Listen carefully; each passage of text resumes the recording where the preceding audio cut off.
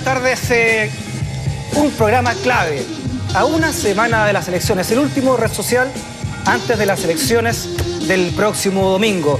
Varios de los que están en esta mesa podrán decir el próximo domingo que van a ser diputados, por lo menos electos, de la República.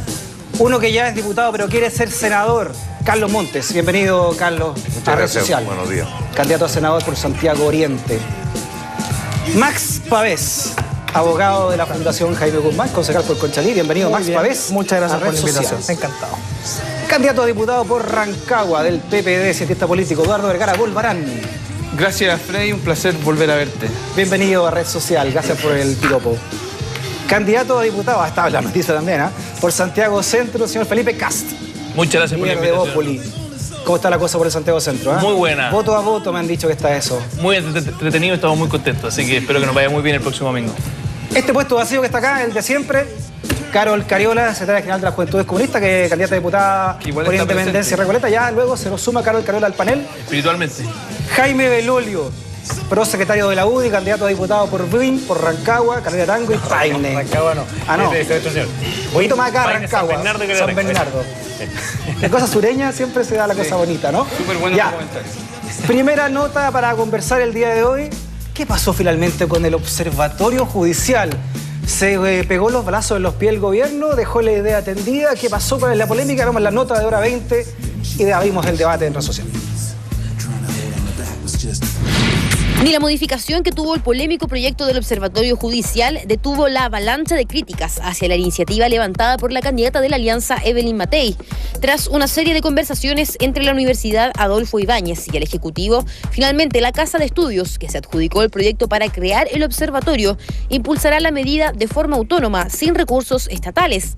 A pesar de este anuncio, los cuestionamientos siguen. Se dijo oficialmente que a través del Ministerio del Interior se iba a desarrollar un sistema de observatorio oficial con financiamiento público y hoy día hemos advertido con sorpresa que ni la universidad ni el ministro del Interior están de acuerdo y disponibles para eso. Entonces, ¿en qué quedamos? Necesitamos un poco más de seriedad en las informaciones que se dan a la opinión pública. Si la gente tiene este acceso a la información, la sistematiza, la analiza, la cuestiona, tienen todo el derecho. Distinto, absolutamente distinto, es que esto quiera hacerse con una perspectiva política de fiscalización. Los dardos ahora cambiaron su dirección. Si antes se criticaba la supuesta intromisión en el Poder Judicial o el intervencionismo electoral por parte del gobierno, ahora está en cuestión un posible conflicto de interés. Este jueves, y con su presentación en mano, el diputado socialista Marcelo Díaz llegó hasta la Contraloría para que se investiguen los lazos del subsecretario de Prevención del Delito con la Universidad Adolfo Ibáñez y la adjudicación de la propuesta. Comité evaluador que tomó la decisión de asignar vía trato directo, es decir, sin concurso público, sin licitación, fondos a la universidad, a un programa a la Universidad Adolfo Ibáñez, hay dos miembros del Consejo Directivo y la Junta Directiva de dicha universidad, la señora Isabel Retamal. Ahora que la universidad no utilizará recursos estatales y trabajará de forma autónoma, las acusaciones de intromisión e inconstitucionalidad quedan en el entredicho. Sin embargo, este paso atrás que dio la Casa de Estudios también es cuestionado. Advierte, naturalmente, mucho de improvisación, de pocas cosas coherentes, porque uno busca documentos oficiales o documentos serios que digan qué es lo que se pretende y no nos encontramos. Si el gobierno echó marcha atrás tan rápidamente en este tema, a pesar de haberlo hecho con un anuncio en La Moneda, con presencia de una candidata presidencial, de su candidata presidencial, es porque obviamente primero pecaron de improvisadores, de torpeza política y jurídica. Este viernes la Corte Suprema en pleno discutirá sobre esta propuesta, una idea fuertemente criticada que hoy modifica a sus actores principales, pero que sigue generando escozor en el Poder Judicial. Muy bien, antes que todo presento a Carol Cariola, que se integra ya de sus campañas políticas. Sí. Bienvenida a Red Social, Carol. Muchas gracias, contenta de estar acá de nuevo. No sé si se notaron las palabras duras de Milton Juica, presidente subrogante de la Corte Suprema. Le pidió más seriedad al Ejecutivo, más seriedad. Vaya respuesta de un poder a otro. Quiero leer una carta que salió el día jueves en el Mercurio de Rodrigo Correa, que es decano de la Facultad de Derecho de la Universidad Adolfo Ibáñez. Un elemento más para esta conversación. Dice: señor director, la Facultad de Derecho de la Universidad Adolfo Ibáñez está desde hace años comprometida a examinar críticamente la labor judicial. Con tal objeto publica una revista que comenta la jurisprudencia de la Corte Suprema y de otros tribunales de término. Ciertamente mucho más lo que se puede hacer para mejorar nuestra administración de justicia. Dicha facultad no ha tenido, sin embargo, vinculación alguna con el proyecto anunciado por el gobierno bajo el nombre de Observatorio Judicial. Y en la forma en que ha sido presentado le merece reparo. Esto lo dice el decano de la Facultad de Derecho de la Universidad, Adolfo Ibáñez, contradiciendo incluso a su mismo director, a Benítez. ¿Qué pasa con todo este lío, abogado constitucionalista Max Pavés? Yo quisiera partir señalando que esto no es nada improvisado. De hecho, en la Fundación Jaime Guzmán trabajamos muy seriamente en las comisiones Chile Nuevo la posibilidad de que existiera una accountability de jueces y policías. Esa era la idea original que después en las comisiones programáticas de la candidata Matei, lideradas por el senador Alberto Espinosa, donde yo estuve presente, se fue madurando esta idea. El Poder Judicial siempre ha sido un poco renuente a la observación o a la crítica. Hace un tiempo atrás, de hecho, a propósito de que el Ejecutivo comentara, ni siquiera comentara algunos fallos en materia energética, el Poder Judicial sacó unas declaraciones diciendo que esto era una intervención. Por lo tanto, el Poder Judicial siempre se ha caracterizado no por un oscurantismo, pero sí por una reticencia a ser observado. En la Constitución chilena, quizás dentro de los 3 poderes del Estado es el que tiene menos freno y contrapeso. De hecho, el presidente de la República tiene su atribución exclusiva de velar por la conducta ministerial de los jueces, y los tribunales superiores de justicia pueden ser susceptibles de acusación constitucional. Más que eso no hay mucho más. Por lo tanto, si hoy día existen las sentencias públicas, hoy día existen las audiencias públicas en materia penal, un avance notable de la reforma procesal penal, impulsada por la Concertación. Muchos centros de estudios publican libros comentando sentencias, eso no es ninguna cosa nueva. Por lo tanto, decir que se va a instalar un observatorio que pueda dar información estadística, porque la intromisión al Poder Judicial, que significa que los jueces perdieran independencia para poder fallar, me parece que no está presente en este análisis. El argumento que se ha dado, y con esto termino, es tan absurdo decir que por más transparencia se pierde independencia. Eso es bueno decir que no haya más transparencia en la Cámara, porque más transparencia significaría que los parlamentarios votarían de manera más presionada. No tiene lógica ese argumento. Por lo tanto, yo creo que al margen de si lo va a implementar una universidad o no, el concepto que la ciudadanía, al igual que sepa cuántos proyectos de ley, cómo votan los parlamentarios, pueda saber en áreas sensibles quiénes son los ministros que conceden menos medidas cautelares como la prisión preventiva, o que son más renuentes a aplicar la ley, puedan tener un escrutinio académico público. Y eso me parece notable, y qué bueno que en esta campaña se haya instalado una lógica de ideas, y por fin estamos discutiendo las propuestas de la candidata Matei, que me parece muy notable. Diputado Carlos Montes, ¿cómo se explica usted esta idea de observatorio judicial? Mira, yo creo que tiene mucha razón Milton Juica cuando dice que aquí hay improvisación, que se trata de tener un efecto electoral. Afortunadamente, esto que partió con una formulación inicial muy confusa y que más que accountability era como una idea de control político de un poder sobre otro poder, porque era confusa la primera versión, terminó en una fórmula un poquito más ecuánime, que es decir, una institución universitaria con su propio financiamiento va a hacer un seguimiento y va a procesar la información sobre los fallos. Esto yo estoy de acuerdo que se hace, porque varias universidades lo hacen, no lo hacen sistemáticamente sobre todo. A mí lo que es accountability, esto me parece bien, pero cualquier diseño que apunte a crear un sistema de control político que amenace la autonomía del Poder Judicial me parece muy mal. Y creo que es bueno que una cosa de esta naturaleza se discutiera con los propios jueces, para ver cuál es la mejor manera de poder saber qué es lo que ocurre. Además, yo creo que hay otra cosa que yo lo encuentro muy delicada en esto, que tendió a decir que el problema de seguridad pública eran los jueces. Y eso es bien complicado, porque ya se dijo que el problema de todos los problemas en Chile eran los políticos. Ahora que son los jueces en el caso de seguridad, yo tendría mucho cuidado. Como todos sabemos, hay jueces muy buenos, regulares y malos. O sea, no es un problema para descalificar a todos. Y yo creo que el problema de seguridad ciudadana es bastante más amplio que los jueces. Y por eso creo que hay que mirarlo con mucho más amplitud. Y bueno, el gobierno... Sí, la candidata llevó al gobierno de nuevo a pegar su balazo a los pies. Jaime Del Olio. No, yo primero es que estamos hoy día en una situación en el mundo y en Chile también, en que hemos avanzado mucho en transparencia. Y de hecho está por ley, hay acceso a la información pública. Y los ciudadanos pueden pedir esa información pública, cosas que antes no se hacían. Y nadie se pondría en tela de juicio de que al tener más información hay una presión política hacia el poder político. Al contrario, tiene que ver con peso y contrapeso. Y a mí me parece que los ciudadanos tienen derecho a saber cómo fallan los jueces y a saber cómo fallan sistematizado. Resumido para quienes no somos abogados y no estamos metidos en el lenguaje técnico que ocupan los jueces. Porque la verdad es que los ciudadanos lo dicen en la calle, que no entienden cómo personas que son detenidas una y otra vez después terminan al día siguiente en la calle. Los carabineros a mí me lo dicen para callado. Dicen, oiga, ¿sabe qué? Se burlan de nosotros estos tipos porque lo llevamos en el carro policial y a los 5 minutos están libres. Nos dicen, ¿para qué nos detienen si mañana vamos a estar haciendo lo mismo? Entonces, hay algo que está fallando.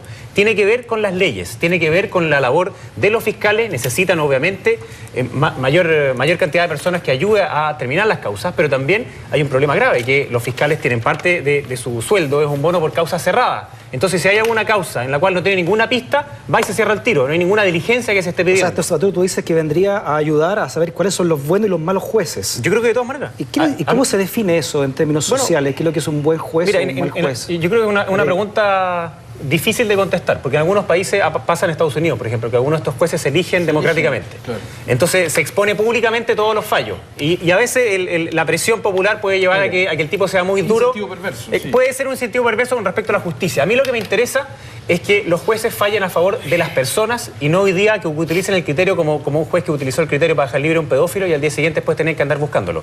O sea, a mí me parece que a veces es el mundo al revés. Y lo que yo quiero es que los jueces también tengan que rendirle cuenta a la ciudadanía, no al poder político, a la ciudadanía de cómo fallan. Claro. Sí, mira, yo creo que con este debate se abre una perspectiva que es bien interesante respecto de cómo como país estamos enfrentando la situación de la delincuencia. Yo leía por ahí que en Chile tenemos más de 170.000 condenas al año y más de 50.000 personas privadas de libertad. O sea, somos un país tremendamente castigador desde el punto de vista de lo que ocurre con la delincuencia. O sea, no estamos enfrentando la delincuencia con aumentar las oportunidades. Con eso se sigue privatizando la educación, con eso se siguen vulnerando los derechos de los trabajadores más jóvenes. O sea, yo quiero poner este debate también en un plano que es distinto al que hemos venido dando de si los jueces tienen la culpa o no tienen la culpa. Evelyn Matei, desde los primeros debates, partió diciendo que el problema de la delincuencia en Chile pasaba porque los jueces no estaban haciendo su pega.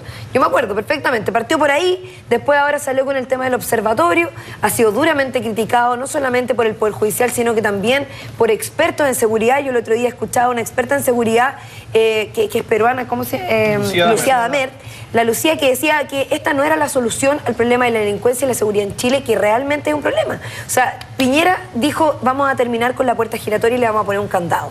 Hoy día, solo un 10% de la población evalúa como positiva la gestión del presidente Piñera en materia de seguridad. Entonces, ahora queremos poner un observatorio, ¿para qué? Para fiscalizar a los jueces como si ellos concentraran toda la responsabilidad de que en Chile no haya seguridad, de que la delincuencia siga creciendo. Yo creo que el debate está mal planteado. Creo que aquí, efectivamente, además se está vulnerando la autonomía de un poder distinto, desde el Poder Ejecutivo al Poder Judicial, y creo que es una propuesta hecha al lote de la que de alguna manera se han tenido que hacer cargo, pero estoy segura que los más pensantes de la derecha seguramente no deben estar de acuerdo con esta propuesta. ¿Cómo explicó Evelyn Matei su idea de hacer un observatorio judicial? Esta entrevista la dio en Cadena Nacional. Pero ¿cómo va a poder ser inconstitucional cuando tú hay una información que es pública, la recopilas, la ordenas, la catalogas, la revisas, la sistematizas y la das a conocer al público? Una cosa es que el gobierno lo critique, cosa que yo creo que no lo debe hacer. Otra cosa es que lo critique una universidad, cosa que hoy día ocurre. Por ejemplo, en todas estas revistas, ¿no es cierto?, de abogados, se comentan fallos y se dice por qué esto y por qué lo otro. Esto más bien, entonces, es sistematizar todos los fallos. De verdad, creo que un país que está con el grado de madurez de Chile, nadie puede oponerse a que esta información sea pública. Yo no sé cómo está hoy día. Bueno, ahí están las declaraciones de Evelyn Matei a Cadena Nacional. Felipe Castro. Yo quisiera hacer un análisis político y uno técnico primero. El político es que yo creo que Evelyn Matei logró poner en la agenda un tema que es súper relevante para la gran mayoría de los chilenos. Y eso creo que es un acierto, independiente de cuál sea la fórmula final. Hoy día tenemos un problema, y estoy de acuerdo con Carol, de que hay un problema de fondo, de largo plazo, que tiene que ver con educación, con pobreza, con desigualdades. Pero hay un problema también de mediano plazo y de corto plazo, que tiene que ver cómo nos hacemos cargo de la delincuencia en el corto plazo. Y creo que Evelyn Matei tuvo un logro político de poner este tema en la agenda y que todos hoy día estemos hablando, de hecho, de este tema. Ahora, en el tema de fondo, me parece una excelente idea que sea un tercer organismo, que no sea ni el Ejecutivo, ni el mismo Poder Judicial, que era la otra idea que andaba dando vuelta, el que tenga este observatorio o el que investigue y el que haga pública y transparente esta información. Me parece sano, creo que no tiene ningún interés de querer hacer presiones políticas con nadie, ayuda incluso al mismo sistema judicial de poder entenderse a sí mismo. Y hay algo que es muy relevante para nosotros que queremos ser parlamentarios, que esto no es solamente relevante para los jueces, porque los jueces pueden fallar en derecho y decir que efectivamente la ley les deja llegar hasta ahí nomás. Las leyes que tenemos que promulgar para que aquellos espacios que van quedando, que impiden que se haga justicia en muchos casos, se puedan ir mejorando, también va a ser útil para el poder parlamentario. Por lo tanto, aquí la cadena entre la policía, el poder judicial y el régimen parlamentario es muy relevante y por lo mismo creo que nos va a ayudar a todos, independiente del color político, independiente del lugar. ¿No será que el gobierno está tratando de pasarle la pelota a esta papa caliente que es la delincuencia y la culpa de no poder tener esa delincuencia a raya a los jueces? No, es que eso yo creo que es entenderlo mal. Eso es. Acá tiene responsabilidad las leyes mismas. De hecho, los jueces tienen que fallar en torno a la ley, no pueden fallar más allá de la ley. Pueden estar amarrados de manos los mismos jueces muchas veces. Y este observatorio nos puede ayudar a entender en qué casos evidentes donde teníamos que tomar medidas. Tal vez el juez no pudo porque no tenía las atribuciones para poder. ¿Y qué pasa con la ley de protección de datos, por ejemplo? Porque al poder instalar, lo que instala la propuesta es que se publica la detención de imputados, la formalización de cargo hasta el juicio y las condenas o detenciones anteriores. Y con eso lo que tú estás haciendo es vulnerar el derecho de las personas a resguardar primero sus datos y segundo, a que incluso se pueda vulnerar el derecho que tiene la persona a la presunción de inocencia. O sea, finalmente te están haciendo culpable y te están publicando tu procedimiento. Tú puedes, con las cosas públicas... Max, 30 segundos para darle la palabra a Eduardo Vergara. Perdón. 30 segundos ya, perdón. Perdón. No te preocupes. No, yo quiero simplemente decir que hay que, para no confundir, yo creo que es importante el tema de que la independencia, yo no creo que la independencia del Poder Judicial con esta idea esté vulnerada. De hecho, cuando verdaderamente se vulnera la independencia es lo que hace la Concertación muchas veces de evitar que ministros de Corte de Apelaciones pasen a ser Corte Suprema por cómo fallan.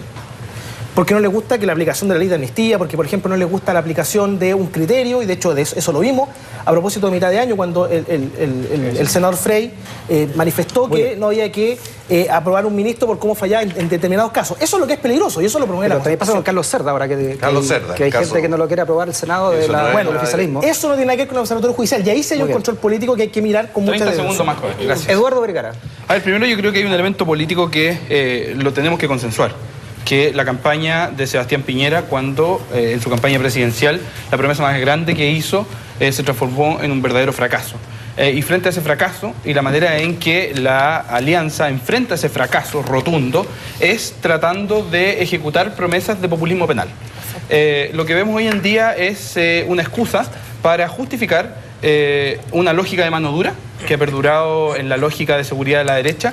Dicho sea de paso, haciendo un mea culpa, creo yo, el progresismo especialmente, que ha entregado en bandeja el monopolio de la seguridad ciudadana a la derecha y no ha sido capaz de desarrollar respuestas efectivas. Pero en Chile pasa algo que creo que es muy interesante analizar. La evolución de los delitos, de cómo se cometen delitos, tenía una relación directa con la pobreza en su momento, donde eran individuos los cuales, por causas bastante individuales, recurrían a actos que, en contra de su voluntad o no, lo llevaban a esto. Eso es delicado lo que está diciendo. Perdona, es muy delicado, es muy delicado. La gente con los recursos cae más en pobreza. Espérate, pero hemos evolucionado a otra situación, en que esto se causa por la desigualdad. Y cuando es causal la desigualdad, las soluciones no van en respuestas sociales, sino que van en respuestas de inteligencia, de prevención y rehabilitación. Estamos hablando de una organización, de verdaderas organizaciones criminales que antes no existían, que están financiadas principalmente con la venta de drogas, que tienen muchos recursos y que actúan de una manera diferente. Entonces, si logramos entender la evolución de la delincuencia hasta el día de hoy, tenemos que encontrar soluciones adecuadas a ello. Entonces, eso no se soluciona con mano dura, no se soluciona culpando a los jueces ni al sistema judicial, sino que se soluciona con inteligencia, rehabilitación y prevención. Y con esto cierro. Estamos en un país donde la detención no se entiende. Somos un país de cárcel, con la tasa más alta de encarcelamiento de América Latina. Y cuando una candidata presidencial o un presidente creen que la solución es castigar más represión, más garrote, siguen con la lógica fracasada que se ha demostrado en la gran cantidad de países de América Latina. Creo que este populismo penal no le hace bien a Chile. Creo que un poder del Estado trata de inmiscuirse en otro, porque lo que ocurrió acá es simple, y tú muy bien lo encarnas, Max, cuando explicas todo esto. Tú maquillaste muy bien esto, porque la propuesta inicial no era que la universidad de manera autónoma lo hiciera. Es que cuando se dieron cuenta, cuando Evelyn Matei se da cuenta que mete las patas y se disparó a los pies y ya los tiene tan aportillados los pies, tanto el gobierno como ella, sacan este salvavidas para justificar que en el fondo la presentación de esta idea no estaba bien elaborada. Pero en un principio era el Estado que iba a financiar un observatorio que quería observar a otro poder del Estado. Entonces eso no solamente me parece delicado, me parece una irresponsabilidad, pero sobre todo nuevamente el populismo penal que cae de la derecha, que ha demostrado ser un gran fracaso. ¿Quién le responde a Eduardo Vergara? No se peleen, por favor. Jaime, lo que pasa es que según la lógica de él no debería existir tampoco un instituto de derechos humanos. Nunca dije eso. Bueno, no, porque según tu lógica no debería nada. No, a mí me gusta mucho que exista. ¿Sabes por qué? Porque yo defiendo los derechos humanos, los he defendido siempre y los voy a seguir haciendo. Y uno de los derechos humanos importantes que hoy día tenemos que defender es que las personas sienten que tienen que estar encerradas en sus casas y sienten que es el mundo al revés. De que ellos tienen que ver las plazas y las calles a través de los barrotes y los delincuentes están libres permanentemente. Entonces, cuando ellos se preguntan qué es lo que pasa acá, ¿por qué los delincuentes salen una y otra vez? ¿Por qué son las mismas personas que nosotros vemos robando que no pagan por sus penas, no pagan por sus delitos? ¿Qué es lo que pasa? ¿Dónde falla? Y obviamente falla con respecto al control de Carabineros y necesitamos apoyar más a los Carabineros, no como ha hecho la Concertación, que le quiere quitar más poder a Carabineros. Falla también en la Fiscalía, que necesitamos dotarle de más herramientas, y falla también en los jueces. Jaime, y eso es demasiado cómodo lo que tú estás haciendo. Perdóname, tú estás cortando la realidad en dos. Estás hablando de los delincuentes que salen, pero te estás olvidando de que la sensación ciudadana también es muy grande, de que hay personas que estafan a la gente desde los bancos, desde multinacionales, y no pagan nada. Ahí está la injusticia. Disculpa. Yo te escuché todo lo que tú dijiste, entonces ahora déjame contestarte a ti para que tú también puedas... Que hay que contar. 30 segundos. Pero déjame contestarle de verdad. Entonces, aquí lo que pasa es que la Concertación nunca ha creído en la seguridad ciudadana. Nunca ha creído en el control de la delincuencia, porque creen que control de la delincuencia y seguridad ciudadana significa hablar de represión y significa hablar de dictadura. Y yo lo que quiero es que las personas estén tranquilas en sus hogares. Yo creo que este gobierno aprendió algo. Que este tema no es para jugarlo así nomás como una bandera electoral en una coyuntura. Este es un tema demasiado complejo, que nadie tiene balas de plata para decir yo lo tengo resuelto. Exacto. Y que tenemos que tener una perspectiva de todos asumiéndolo, con una visión más de largo plazo y una visión más de conjunto. O sea, todo esto que pretende sacar ventaja es una gran lecera. Yo creo que hoy día pretender centrar en los jueces, hay cierta deficiencia en los jueces. A mí me ha tocado estar en encuentros donde se critica a los jueces de determinada sala porque fallan de determinada manera. Y eso me parece bien que se haga. Pero crear un sistema de control político de esto yo creo que fue una mala idea y cambió. Ya, vamos a ir cerrando este tema para pasar a otro. Pero yo creo que es bien importante aquí combinar bien, atacar las causas de los problemas con controlar el delito. Perdón, esto Max, 30 segundos, nadie lo ha planteado como la forma de solucionar la delincuencia. Es simplemente una herramienta más de accountability. Cuando acaba de salir el informe de la OEA sobre las drogas, que es una cosa maravillosa de profundidad. Y la verdad que ni siquiera marcó el debate. ¿Qué dice que fracasamos? Escuchemos a Max. Yo le quiero decir simplemente que cuando... Nadie está diciendo que cambiando los jueces o fiscalizando los jueces se acaba la delincuencia, pero es una herramienta importante porque hoy día nadie sabe quiénes son los jueces que dan más libertades versus aquellos que los dejan. Y lo que es impresentable es que la Concertación se oponga a la ley antiencapuchado. Ahí se nota en lo concreto quiénes están a favor de la seguridad y quiénes no. Y después vamos con... A mí, yo cuando escucho a Jaime, me queda la impresión así como que los delincuentes fueran otro mundo, como que no fueran personas, como si no fueran jóvenes de 14, de 15 años, que muchos de ellos andan robando porque no tienen oportunidades, porque no tienen educación. No lo estoy justificando. Yo no estoy justificando la delincuencia, pero sí creo que como sociedad tenemos que ponernos los pantalones frente a cómo le estamos cerrando las puertas a nuestros jóvenes. Yo le pregunto a la señora de la población, déjame terminar. Yo le pregunto a la señora de la población, ¿usted cree que sus niños nacieron delincuentes? ¿Nacieron para ser drogadictos? ¿Nacieron? ¿Y qué oportunidad le da a la sociedad para rehabilitarse, para integrarse, para educarse? Cuando ustedes están en desacuerdo de que la educación sea un derecho, cuando ustedes... No, es que sí tiene que ver. Sí tiene que ver con Max, tiene que ver porque le hemos cerrado las puertas a nuestra juventud, le hemos cerrado las puertas a las oportunidades y por eso muchas veces nosotros después nos quejamos de las consecuencias, nos preocupamos solamente de contener el delito, pero no de abrir oportunidades. Y ahí está el problema. Voy a pedir la palabra a Felipe Casente. Yo creo que no vamos a llegar a ninguna parte como políticos si no somos capaces de poner por delante los problemas y los acuerdos más que las divisiones. Y yo creo que hay algo que dijo Eduardo que es bien interesante. Dijo, le hemos regalado a la Alianza o a la Coalición por el Cambio el tema de la seguridad. Si es que nosotros realmente nos comprometiéramos a poner el foco, como decía recién Carlos también, en los temas de fondo, pero además en los temas de corto plazo que sí nos competen. O sea, como autoridades políticas sí tenemos, y como decía Jaime, la responsabilidad de hacernos cargo en el corto plazo. O sea, no hay ninguna contradicción en lo que tú dices, Carol, y lo que dice Max. Son dos cosas que tenemos que hacer. No tenemos por qué decir no, es que nos preocupamos solamente en largo plazo y dejamos que cualquier delincuente ande por la calle libre. Creo que se pueden hacer las dos cosas al mismo tiempo y me encantaría ver mucho más comprometida también a la Concertación en la agenda de corto plazo para que pudiéramos construir estos grandes acuerdos, porque si que hemos fallado todos. Y partiendo por el hecho de que reconozcamos que los jueces no son perfectos. Hay que cerrar el tema para pasar a otro. Hay que saber el tema pasado a otro. Este tema usted lo discute en su casa y lo termina discutiendo en su casa, como siempre ocurre en red social. Con el asadito.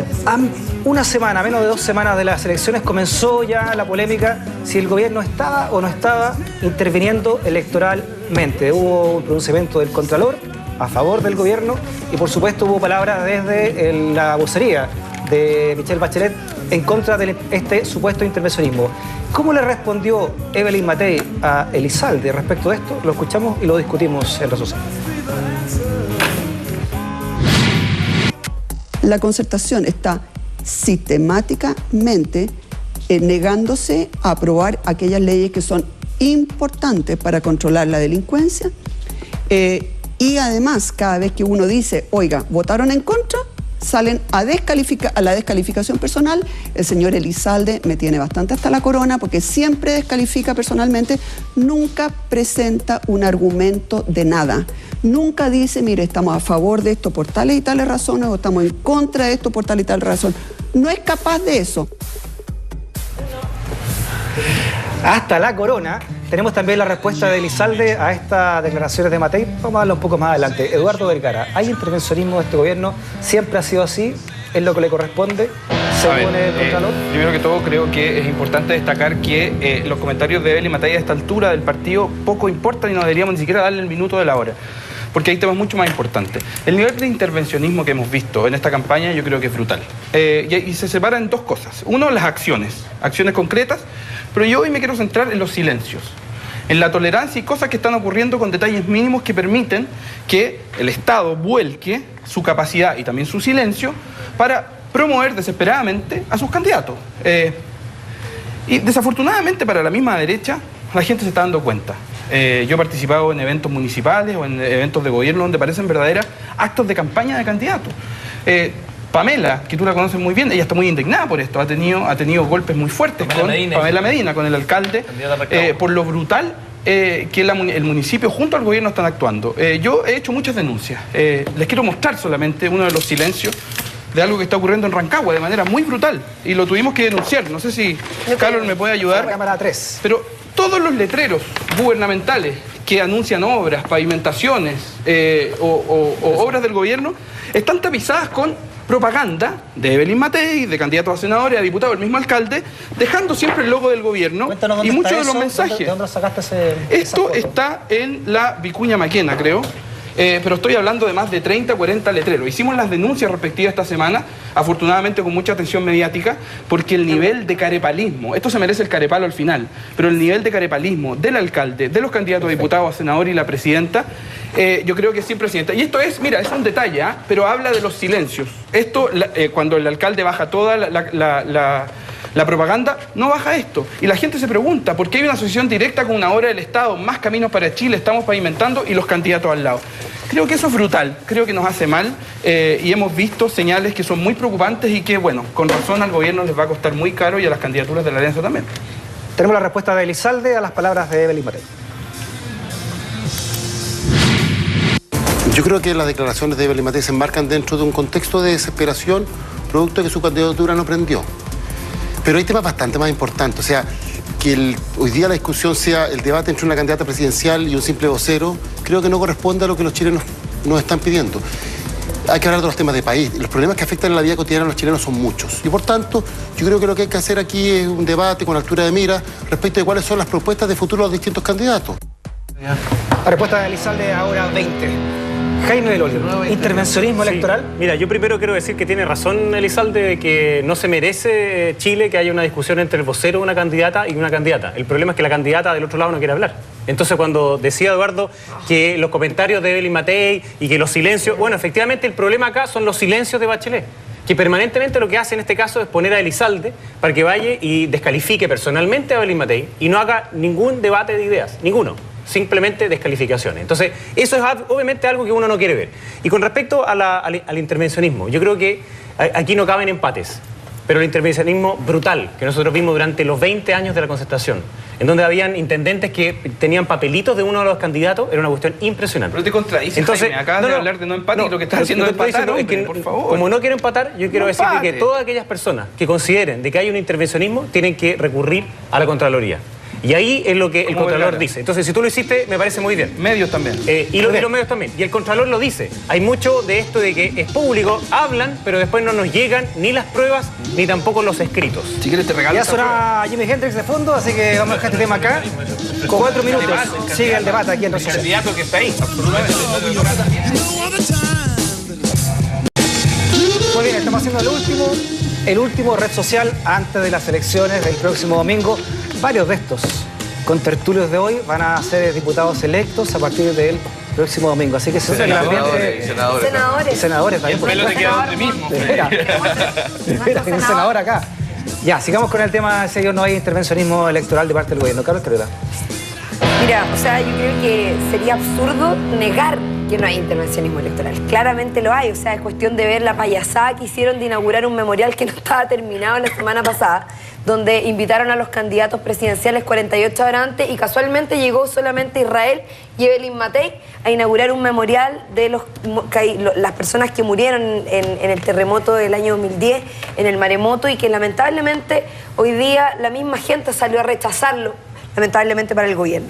Es cuestión de recordar, por ejemplo, los panfletos que hubo por parte de la gobernación, dirigida por la UDI en Talcahuano, que en contra de Bachelet, donde después se encontraron estos panfletos en los casilleros de la misma gobernación, cuestión que se estaba investigando y que fue denunciado también por el comando Michelle Bachelet. El tema de, bueno, nuestro amigo Belolio, pues cuando estuvo en una actividad el presidente Piñera mientras se entregaban computadores, cuando se criticó duramente a las hijas de Goldborn, mientras era candidato, que habían participado con las camisetas en una actividad organizada por el gobierno dentro de la misma. Entonces, si uno dice no hay intervencionismo electoral, claramente hay intervencionismo electoral. O sea, el que el Sebastián Piñera haya salido tan duramente como vocero poco menos de la campaña de Evelyn Matei a criticar el programa de Michelle Bachelet es precisamente por lo mismo, porque aquí el gobierno está jugando un rol. Ahora, afortunadamente la derecha logró alinearlo, porque al principio Sebastián Piñera estaba haciendo su campaña para el 2017 y no la campaña de Evelyn Matei, no estaba muy convencido el presidente. Estamos súper corto de tiempo, 30 segundos porque quiero interpelar, pero 30 segundos. A la interpelación. Yo quiero recordar también de que aquí lo que pasa, y lo que ha pasado siempre, es que en los actos de gobierno pueden ir todas las personas, sobre todo cuando son en lugares públicos. Yo lo que hice fue asistir a un lugar público, donde había un acto público, y no entregué ninguna cosa que tenía que ver con recursos públicos. Entonces, lo que es inaceptable es que se ocupen platas del Estado para candidatos. Y eso, si tú tienes algún dato, entonces va y entrégalo. Otra cosa distinta es el señor Bozán, que permanentemente me ha hostigado. Alcalde de Wynn, que me ha hostigado, ocupado recursos municipales para, obviamente, bajar mi publicidad. Felipe Cast. Yo creo que el Contralor fue bien claro en esto. No se le puede pedir a un presidente que esté mudo, que no opine de política. El gobernante tiene todo el derecho a hablar. De hecho, no se ha ocupado ningún recurso público, que yo sepa, en favor de nadie. Recordemos que en la elección pasada tú estás criticando, Carol, que el presidente Piñera opine sobre el programa de gobierno.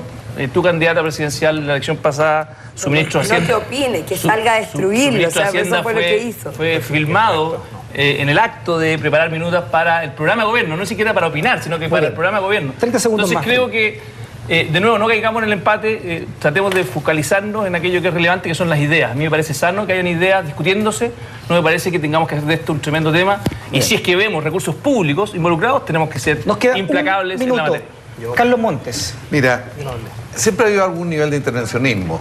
La pregunta que yo me hago, ¿avanzamos o retrocedemos? Yo tengo la impresión de que aquí estamos retrocediendo. ¿Por qué? En primer lugar, los municipios. Yo creo que la participación de los municipios en las elecciones de uno y otro lado, yo te podría dar ejemplos de otro lado, es descontrolada absoluta. Yo he visto, por ejemplo, de que Puente Alto, el alcalde de Puente Alto hizo 10 comidas de almuerzo, proclamando a los dos candidatos, al candidato senador y al candidato diputado. Y la verdad es que la Contraloría tiene una oficina en los municipios y no reacciona. Pero un lado, los municipios. Y lo otro, yo creo que hay ciertos programas del gobierno central vergonzosos. O sea, lo que es programa de mejoramiento urbano y lo que es el fondo social es una vergüenza. Y de esto se lo planteamos a la Contraloría muy rigurosamente, punto a punto. Y la respuesta de la Contraloría es una vergüenza. La Contraloría no lo hizo en serio. Y la verdad que en vez de avanzar... ¿Cuál es el problema, Carlos? Perdón. El programa de mejoramiento urbano... ¿Cuál es el problema del programa? Yo conozco el programa muy bien. ¿Cuál es el problema? No, sino la arbitrariedad para entregarlo y las condiciones que se entregaban para favorecer electoralmente a uno a otro. Y en el caso del fondo social, el uso, nosotros lo entregamos con fotografía. las denuncias de cómo había habido intervención. El más favorecido fue el diputado por Chiloé de la UDI, de RN, el más favorecido. Pero había distintos tipos de favores, eso está mal diseñado, tenemos que avanzar. Ese sería mi llamado. Perfecto. Este es un tema que puede hacer mucho daño. Para cerrar, Max Pávez. Yo creo que aquí, bueno, la izquierda tiene un manual, cuando cada vez que se queda sin argumentos recurre a Pinochet, y la otra es acusar de cualquier cosa que en contra de ellos hay un intervencionismo, es una campaña del terror. Una cosa, hoy día no. Una cosa es avivarse con lo que hicieron en la gobernación, que me parece burdo. Una cosa es que el gobierno muestre las obras que haga en un periodo que quizás a la concertación le pueda molestar. Otra cosa es lo que hacía la concertación, que recordemos, la presidenta Bachelet llamó, y está en la prensa, llamaban puerta a puerta a los ministros por Frey. O sea, aquí no vengamos aquí a vestirnos de santos cuando por 20 años se les pillaron, digamos, vendiendo frambuesas a los autos fiscales. Aquí la ley es muy clara. Ni con los recursos públicos, ni el horario de trabajo se puede hacer campaña electoral. Y después de eso, perdón, y es más. ¿Te acuerdas que lo vio el Tribunal Constitucional? Porque ustedes apoyaron una ley para que los ministros no pudieran participar nunca. Es más. Y la verdad que nosotros apelamos a eso en el Tribunal Constitucional y el Tribunal dijo que después de horas de trabajo se podía. Porque defendimos el derecho a participar como ciudadanos. Escuchemos a Max para cerrar el tema. Los ministros de este gobierno con suerte han ido a los consejos generales de los partidos. O sea, si hay un gobierno que se ha mantenido intachable en este tema, ha sido distinto a que cualquier acción lícita a ustedes les parezca intervención. A mí me parece que hay que matizar ahí. Muy bien, el tema, tú lo sabes, sigue en tu casa. Vamos a hablar de otro que le gusta mucho a Max Páez. Iglesia Católica, en los preámbulos también de lo que ha sido y lo que va a ser las próximas elecciones, la Iglesia Católica llamó a votar, escuchen bien, teniendo en cuenta la protección de la vida y de la familia. La conferencia episcopal también pidió tener en cuenta la búsqueda de la paz social, en fin, discernir del voto. Puso énfasis en que se debe promover el acceso de la vivienda, la salud, la educación, respetando la libertad de enseñanza. A pocos días, entonces, la Iglesia también se pronuncia al respecto, llamó a realizar un esfuerzo de discernimiento a la hora de votar, teniendo en cuenta, te lo decía, entre otros principios, la defensa de la vida y la protección de la familia, fundada, escucha, en el matrimonio entre un varón y una mujer. Clara alusión, entonces, al matrimonio igualitario, en contra del matrimonio igualitario, y también del aborto. Recordar que de los 9 candidatos, solo 2 están a favor del matrimonio igualitario, que son Bachelet, hay solo 2 que no están de acuerdo, que son Matei e Israel. Por lo tanto, podría ser un llamado velado de la Iglesia Católica, a través de su conferencia episcopal, a no votar, por ejemplo, por esas posturas que encarnarían Bachelet y el resto, salvo Israel, y salvo Evelyn Matei. Intervencionismo canónico. ¿Qué opina al respecto Carol Cariola? Mira, yo creo que aquí ha sido súper distorsionado el debate. De hecho, hoy tuve la oportunidad de encontrarme con una familia evangélica que me decían, nosotros no es que queramos discriminar a las parejas homosexuales. Me decía, porque no nos podemos tapar los ojos. Existe la homosexualidad, hay parejas que viven y que conviven y que son homosexuales y nosotros lo respetamos, me decían. Pero ¿cómo vamos a aceptar que ellos entren a nuestra iglesia? Entonces, aquí ha habido una confusión tremenda. O sea, por un lado está la ley y todo lo que ello implica respecto de una sociedad conyugal. Y por otro lado está el matrimonio por la vida religiosa. Y eso hay que separarlo. O sea, la utilización que ha habido por parte de la derecha de tratar de generar una política del terror, y lo hemos visto en las últimas semanas, a los candidatos de la derecha que al frente despidiéndose y mandando saludos especiales a la comunidad evangélica, a Evelyn Matei haciendo gestos hacia allá, finalmente tienen que ver con eso, tienen que ver con instalar una política del terror desde el punto de vista de los valores religiosos que pueda tener una determinada comunidad con respecto al debate político en relación a los derechos que tienen las parejas homosexuales y el derecho que tienen las mujeres también de acceder al aborto terapéutico cuando sea necesario en los casos que se ha determinado. En esto quiero escuchar yo lo que piensa Max Páez. Por favor. Yo creo que de partida ojalá que terminemos el eufemismo del matrimonio igualitario. El matrimonio es entre hombre y mujer y el otro es matrimonio homosexual, porque si no da la sensación de que entre hombre y mujer hubiese desigualdad y no es así. Matrimonio homosexual. Bueno, hay desigualdad entre hombre y mujer. Las mujeres ganan menos en algunos trabajos. Pero está bien, así. Yo creo que la Iglesia Católica tiene todo el derecho a pedirle a los fieles en general que voten en conciencia con aquellos candidatos que son coherentes en las posturas que la Iglesia ha mantenido en la doctrina social de la Iglesia y en el magisterio moral. Yo creo que en ese sentido no hay ningún problema.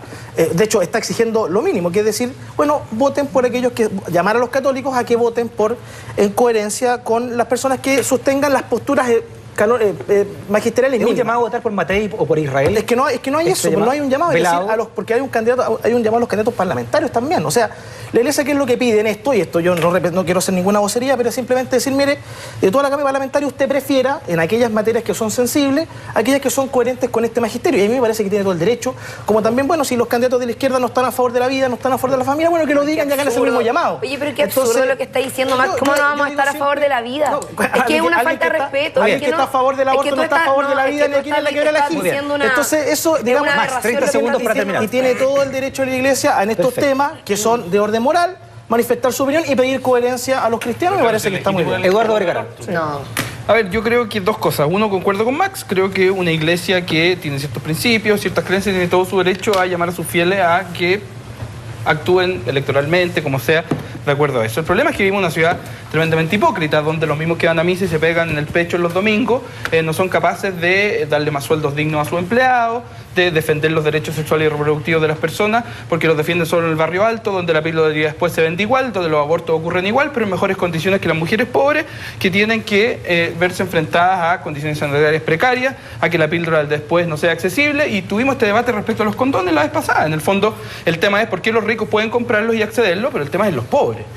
Entonces, dicho eso, y aquí concuerdo con Carlos, porque también me indigna las declaraciones de Max, si esto se trata de personas pro vida, si esto se trata de personas de familia, el problema es que nosotros tenemos una concepción más amplia de lo que es la vida. Tenemos una concepción más amplia del matrimonio y de la familia.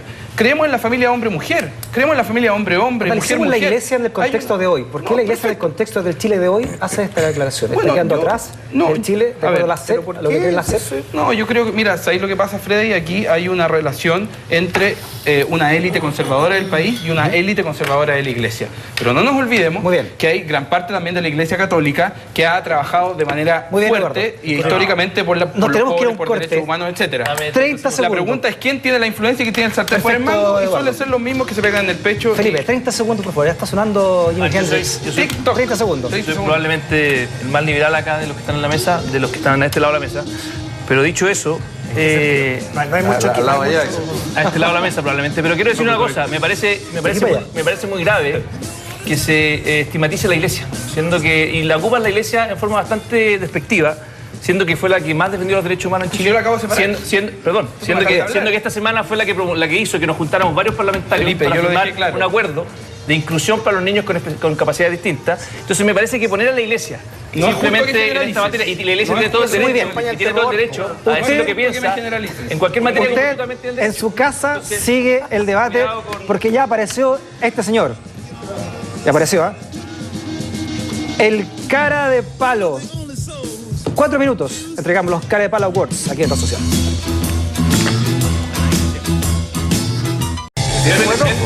Muy bien, hemos llegado al final del programa de hoy con los cara de palo awards, pero antes quiero que vean por última vez a los que pueden ser candidatos. Candidato a senador por Santiago Oriente, don Carlos Montes. Con el apoyo de los alcaldes de candidato a diputado por Rancagua, el señor Eduardo Vergara Bolvarán. Candidata a diputada por Independencia y Recoleta, Carol Cariola. Y por este otro lado, candidato a diputado por Will, por San Bernardo, Caleta de Tango y Paine, Jaime Belolio, cantan cuánta gente. Candidato a diputado por Santiago Centro, el señor Felipe Cas. La comuna de Santiago. Concejal, ya es concejal usted, pero alguna vez va a ser candidato a diputado. Yo ya, muchos de ellos van a ser candidatos electos a partir de la próxima semana. Ya, cara de palo, palabras al cierre. Felipe Cas. Cámara. Está al revés. No, mi cara de palo a todos los que destruyen desgraciadamente propaganda. Me ha tocado personalmente sufrirla y que después, cuando los pillamos con cámara en mano, nombre y apellido, Felipe Cas. Dicen que es mi compañera de lista, Mónica y que después dicen que es un montaje. Eso es lo grave, compadre. Me tocó a mí vivirlo. Ojalá que tengamos una campaña limpia. Lo que queda tenemos que actuar en forma generosa. Así que, y agradecer a todos los que me acompañaron en el cierre de campaña el día de ayer en el Parque Almagro, que estuvo muy lindo. Gracias a Lucho Jara también, que me ayudó el video de Chato y que también nos acompañó en el cierre de campaña. He dicho. Muy bien, palabras al cierre y el cara de palo. Mónica Salaquet era el cara de palo, ¿no? No me quedó claro si era Mónica Salaquet. Sí. Felipe Cas. Su comando, la verdad, hay que ser siempre cuidadoso con la media, pobrecita. Hay que ser cuidadoso con la Carlos Montes, su cara de palo, su cámara a las 3. Yo creo que Los ciudadanos tienen que votar pensando bien lo que van a hacer, saber que hay un grupo, un sector de la sociedad que no quiere cambiar nada, quiere que todo siga igual, y otros que pensamos que viene un nuevo ciclo porque el país tiene desigualdad, injusticia y que tienen que haber cambios. Y a partir de eso cada uno decide a los candidatos. Esto no es una elección más. Aquí se trata para nosotros de iniciar un nuevo ciclo en este país. Cara de palo se lo doy a los alcaldes que quieren seguir cerrando colegios a pesar de que se han destinado recursos para evitarlo y el ministerio los tiene guardaditos, pero no seguir cerrando colegios públicos. Muy bien. Palabras al cierre y cara de palo del candidato a senador por Santiago Oriente, Carlos Montes. Max Pavés, te digo muy pensativo, Max Pavés, hoy día. Sí, estaba pensando en qué decir. Pavés, ¿eh? No, estoy... ¿Es porque no es candidato a diputado? No, tan loco, no. Estoy de excelente humor, feliz en el Consejo de Conchalí. Cámara 1. Oye, mi cara de palos para todos aquellos personas de la concertación que hablan de intervencionismo electoral es cosa de mirar los diarios para atrás nomás, nada más. Mis palabras al cierre es que este domingo 17 hago un llamado al electorado de la centro-derecha a concurrir a votar con mucho entusiasmo y a elegir, a toda la gente a elegir un camino, el camino del empleo, del crecimiento, del progreso, una candidatura que nos habla de mayores oportunidades para los chilenos, más crecimiento, y otra candidatura que nos habla de reformas constitucionales, con la vieja majadería de los políticos, con la excusa de que cambiando la Constitución usted va a estar mejor, y son cosas eufemísticas. Entonces, no a los experimentos fracasados en el mundo, sigamos progresando, así que invitamos a todos a votar por 7, Evelyn Matei. Palabras al cierre y cara de palo del concejal de la UDA por Conchalí, abogado de la Fundación Jaime Guzmán, Max Pavés. Gracias, Max Pavés. Gracias. Eduardo Delgado Loparán. Su cara de palo. Cara de palo. Cámara 3. Bueno, primero las palabras al cierre, después el cara de palo. Palabras al cierre, momentos muy importantes donde lo que hemos hecho es muchas veces denunciar, sacar a la luz malas prácticas, mala política. Hemos visto muy mala política, especialmente en Rancagua, y con silencios grandes. Lo que yo mostré hace unos minutos respecto a los letreros fiscales, letreros del gobierno que son pagados con los impuestos de todos nosotros y están siendo usados por algunos candidatos cara de palo, pero también cara de palo los gobiernos que toleran y los municipios que toleran. Creo que son señales claras de cómo, dime cómo haces campaña y te diré qué tipo de parlamentario serás. Y mi cara de palo es para el señor Chadwick, quien ya fue en su tiempo senador por la sexta región, pero hoy es ministro de Interior y el gobierno, en cómo han sido tremendamente despectivos y sin respeto con los empleados fiscales, los empleados públicos, municipales también, creando teorías de conspiración, incluso recalcando que esto ya les parece algo que ocurre todos los años, entonces es casi una costumbre. Señor, es una costumbre porque este país no ha sido capaz de legislar de manera acorde para entregarle cierta estabilidad y ojo, que es al Estado que intenta poner las reglas del juego muchas veces del público al privado, pero no ha sido capaz de dar el ejemplo. Este es un problema que se acarrea transversalmente en diferentes gobiernos, pero este último ha explotado. Señor Chadwick, usted tiene que pedir perdón por la falta de respeto a los empleados públicos y a los empleados municipales de este país, porque lo ha hecho desde un cagarepalismo extraordinario. Brutal. Palabras al cierre y cara de palo del candidato a diputado por Rancagua, Eduardo Vergara Corporán. Jaime Belolio, su cara de palo. Su cámara, la número 1. Se lo voy a entregar a Vergara, pero me voy a cambiar. Es que yo lo hice, entonces sí, yo te tengo un regalo. No, yo creo que el cara de palo va a ser triple. Primero a todos aquellos que tienen la suficiente soberbia y patudez de creer que son los únicos que pueden gobernar. Y además hablan con esa autoridad moral de decir nosotros somos los únicos que sabemos gobernar y tenemos que hacer programas en serio porque vamos a gobernar a partir de marzo. La soberbia se paga caro y se paga rápido. En segundo lugar, aquellos que creen que con cuchillo y con violencia ganan las elecciones. Aquellos que destruyen publicidad y creen que eso los beneficia. Eso es ser cara de palo, eso destruye la democracia. Lo que ganan son las ideas y no los carteles. Lo que ganan es haber caminado y no aquellos que vienen desde afuera y creen que con soberbia y prepotencia van a ganar. Y finalmente también un cara de palo para Elizalde, que se deje de insultar a nuestra candidata Evelyn Matei. Y como cierre, invitarlo a todos los ciudadanos de San Bernardo, Buin Paine, Caleta Tango, a que nos acompañen obviamente el 17 de noviembre, pero antes, el 13 de noviembre, el miércoles, en la Plaza San Bernardo, vamos a tener un cierre de campaña con los Ramblers, para que recuerden viejos tiempos algunos. Podemos anunciar cierre de campaña y con Noche de Brujas. Todos queremos dar cierre de campaña. Y con Noche de Brujas. Para cierre, el candidato a diputado Jaime Belolio. El votante probable. Y Noche de Brujas. Carol Cariola, tu cara de palo, tu cámara número 3. Yo voy a partir con el cara de palo y me sumo a las palabras de Eduardo con respecto al rol que ha jugado el gobierno con las últimas movilizaciones de los trabajadores y particularmente con los empleados públicos, que los empleados municipales que están en paro ya hace más de 20 días y que aún así no han querido darle una respuesta. Un cara de palo a fuerzas especiales por la brutalidad con la que trataron en la semana pasada a nuestro alcalde de Recoleta, Daniel Jadwe, a quien lo golpearon brutalmente, al igual que a los candidatos, o sea, a los trabajadores que estaban manifestándose pacíficamente fuera de una reunión de más de 100 alcaldes que estaban reunidos para contribuir al proceso. Y lo otro que quiero hacer un saludo cariñoso a la segunda compañía de bomberos de Recoleta, que están siempre al servicio de la comunidad y que, bueno, tienen que subsistir todos los meses porque la verdad es que el apoyo que le da este país a los bomberos es muy precario. Este 17 de noviembre todos a votar informados. En Recoleta Independencia, votemos todos tempranito, hay que ir a votar. Palabras al cierre de la candidata a diputada por Recoleta Independencia, Carol Cariola. Muchachos, de parte de todo el equipo de Red Social, les deseamos lo mejor en sus candidaturas para la próxima semana, en verdad. Que les vaya muy bien. Carlos Montes, Eduardo Vergara, Carol Cariola, Jaime Belolio, Felipe Cast. Por supuesto, también Max Pavés. Gracias por escucharnos. Tú bien lo sabes. Este es el debate de verdad de la televisión chilena. Y es solo política, como dirían los Stones, pero nos gusta. Chao.